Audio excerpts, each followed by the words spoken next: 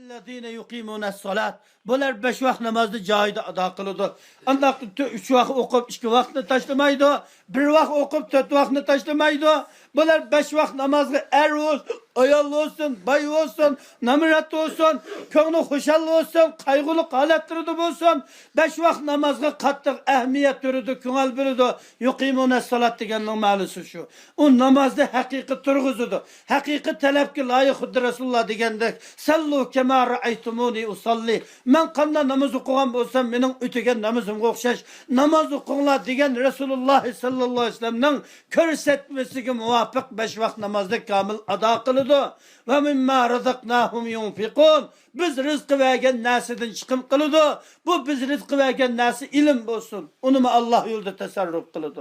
Biz rizqi vergen narsadan nüfuz olsun, cemiyetga o'rin martaba olsun. Mana bu shuni tasbih qilish orqali buni chiqim qiladi.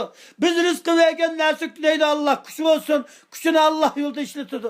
Biz rizqi vergen narsa deganning ma'nosi mana buningki moddiy ma'naviy taraflarning o'zidan Allah tebarek ve teala her xil sahada yaxshilik qilgan bo'lsa, ana shu Allah teala yaxshilik qilgan bo'yicha Allohga javob qaytaradi. Bu vahsin kema ahsanallohu ilayk.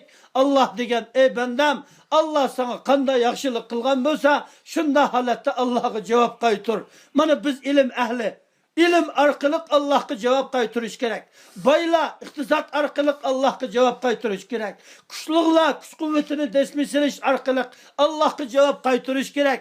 Her bir ayalla, ayallık mecburiyeti bilen Allah'a cevap kaytırış gerek.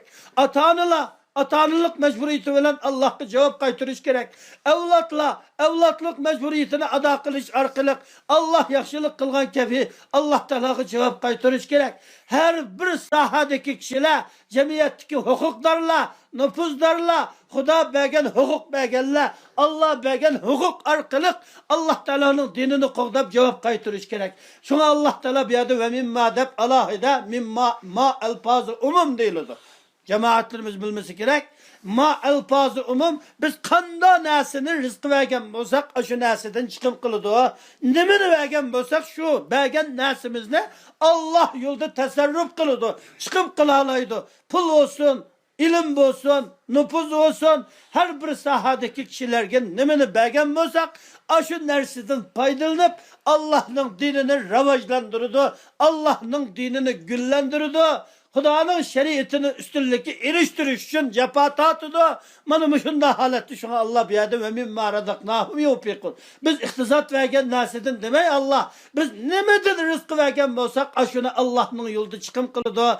Diş arkalık mana biz müminlerge şundan nasihat kılıdı.